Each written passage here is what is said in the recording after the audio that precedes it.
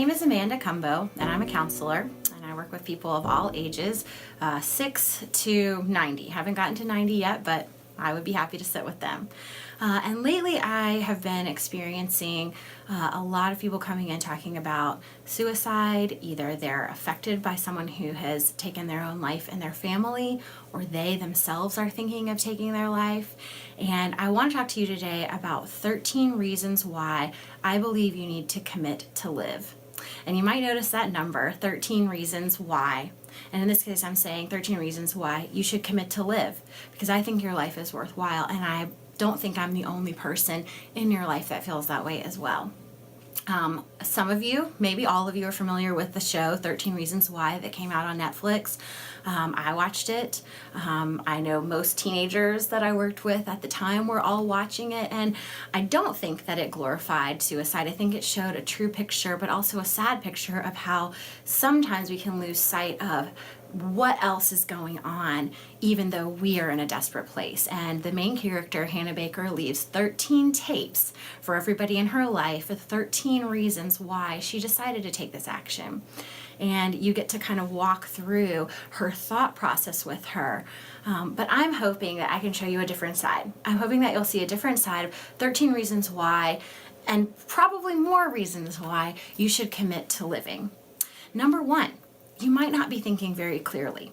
In cognitive therapy, we talk about something called cognitive distortions, or I often call them unbalanced thinking styles. When people come into my office, I have a grid. It's a worksheet that I show them, and there are 10 different cognitive distortions that they might be falling into, those unbalanced thinking styles. Think things like all or nothing thinking, black and white thinking. I can either be the most popular person and everything's going right, or everything's going wrong. Should or must thinking, driving our perfectionism, driving these standards of things that we need to do. Also looking at magnification or catastrophizing, meaning I create everything as a catastrophe in my head. And in reality, maybe what I'm going through is a lot smaller, a lot more manageable than I can see right now. I'm not thinking clearly. Number two is you might not know all of the help that's available out there. There are a lot of different medications, and very often what you are experiencing is a result of a chemical imbalance in your body. And there are other conditions that can lead to that, digestive issues, thyroid issues, and sometimes it's just our genetics. Depression and anxiety are highly genetic, and there are medications, and there are other types of research out there, books that you can read that will really help you. So you may not know what resources you have. Number three, you might not realize it now, but it's not always going to be like this. I was talking with a client recently, sitting in my office, and I had him repeat over and over again. That was our mantra. It's not always going to be like this. Things will be different than they are right now. And we have to give some time for us to be able to see how it's going to change. Number four, you have things in your future to look forward to. Whether you're young or old, you have things that will be exciting in your life. You might go to college, you might get married, maybe you have grandkids coming in your future, but there are things to look forward to. Dreams, bucket list items that you need to complete, and don't forget about those things in that moment. Numbers 5 through 7 come from a researcher. Her name is Brené Brown. She is a social worker. She does a lot of research on shame, and her TED Talks are some of the most viewed TED Talks that are out there. And she has really great information. So number 5 reason is you do not have to succumb to shame. Shame sends us the message, I am something wrong. And it comes at us from a lot of different places. It can come from family. It definitely comes from culture. And I heard a talk recently where someone said that shame is one of the things that drives addiction, that drives our stress and anxiety, that drives us to take our own lives. And you do not have to succumb to that shame. Number 6 is you don't have to meet that standard. Again, Brené Brown, in her book Daring Greatly, she references the cultural expectations that we have in our world today for men and women. For women, it is be perfect, look perfect, act perfect, your family's got to be great, your schoolwork has to be awesome, everything has to be at a high standard, you got to look great also. And don't make it look like any of it takes any effort. Do it perfectly and don't show any effort about it, which is impossible. Likewise, impossible is for men. Don't be weak. Don't show weakness. Well, weakness is part of life. All of us are weak. And what Brené Brown says is those messages, those cultural expectations put each of us, men and women, all of us, in a double bind, where there are two competing forces where if I do one, I can't do the other. They are opposing and they are in tension, and I can't possibly do them both. I can't possibly be perfect and look like it's no effort. If I'm going to strive for perfection, it's going to take a lot of effort. And that's just something that we have to recognize. Our culture has created some standards that just aren't really realistic, and we don't have to meet them. My final piece from Brené Brown is that we all experience inadequacy and unworthiness. She has a book called I Thought It Was Just Me, and it's all about our universal experience of unworthiness.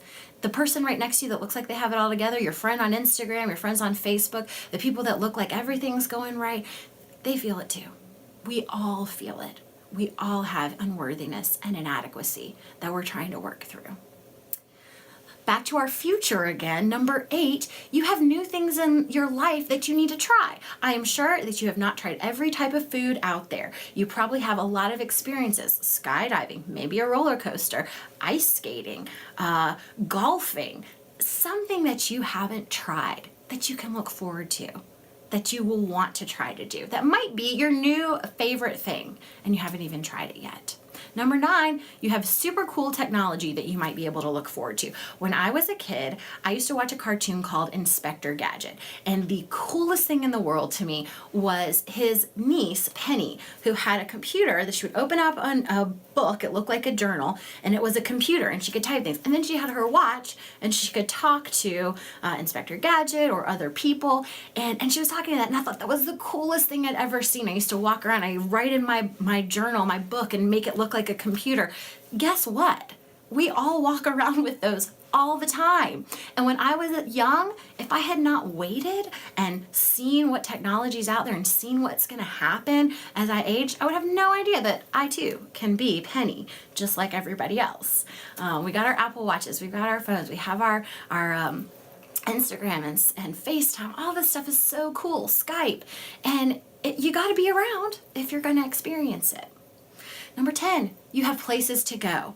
I still have places that I want to travel to. Bora Bora, Paris, Hawaii, Alaska, whatever your list is. Maybe it's just New York City or the mountains of North Carolina. But there are places that you haven't been, and there are things to look forward to. Number 11 is you don't know what resources are out there. Counseling, support. You could talk with a pastor. You could talk with a mentor. You could talk with a friend. I'm sure some of your friends are going through things that you don't know, and you could be there with them. There's an entire field, an entire type of therapy called dialectical behavioral therapy that is dedicated to the therapist teaching you skills to help you get through moments like this. There are a lot of things out there that you can find that can be good resources, and you might not remember that in those moments. Number 12, we're getting close to the end of our list, and this is a really important one to me because I believe that every single human being is created with innate value and worth.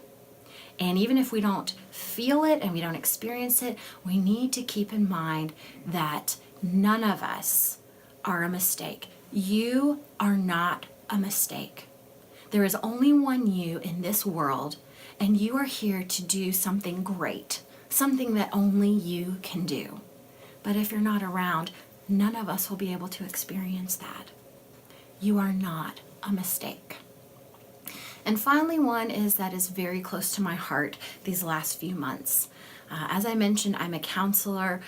In the last 2 to 3 months, I've had 3 people that I work with that I've had them sign a commitment to live, meaning they were so low that we had to make a list of their resources and we had accountability on there. And I said, please do not take your life. please understand that you have things to look forward to. The 3 that I've met, I have had 5 other families that I work with that have been affected by someone taking their own life in the last few months. And in the news, there have been people who have done it. There was a football player recently who did at a university. Where I live, there have been several that I've heard about in the paper. High school students, college students, people that have a lot to look forward to. And the big takeaway that I have from those people that I've met, the families, the friends who have been affected, are that you are loved and cared for and admired and respected by more people than you may ever know. Several years ago, the comedian Robin Williams took his life. And Facebook and Twitter and even shows, Good Morning America shows, Today shows, comedy shows, everyone was talking about how much he meant to them. Everyone had a memory. I remember when this happened and I saw this movie with Robin Williams and how funny it was and how it got me through this. People that he never even knew and never would have known were impacted, cared about him, cared about the work that he did. People that he would never even know who were greatly affected by him and by the wonderful things that he left in this world. Similarly, a family I work with, there was a college student and he took his own life, and it was incredibly sad. And the thing about it was, so many people loved him and cared for him and thought he was such an amazing person. The funeral was so large, they could not hold it at their home church. They had to go out into the community and find a much larger church, a bigger venue, so that they could fit everybody who was affected by this and who loved him and who cared about him. You are loved and cared for by so many people, people close to you and people that you may never even know. But please don't forget how important you are and how much you are loved. If you are feeling low, depressed, even like you have felt as though you have a plan to take your own life, please know all of these reasons and so many reasons more are reasons for you to keep going. If you need to talk to somebody, the National Suicide Prevention Line is 1-800-273-TALK. And you can also text TALK to 741-741. Call a friend, call that line, text that line. But keep in mind that there are a lot of reasons. And I hope that you will join me, share this video, share with friends that you know, and please commit to live. Thank you.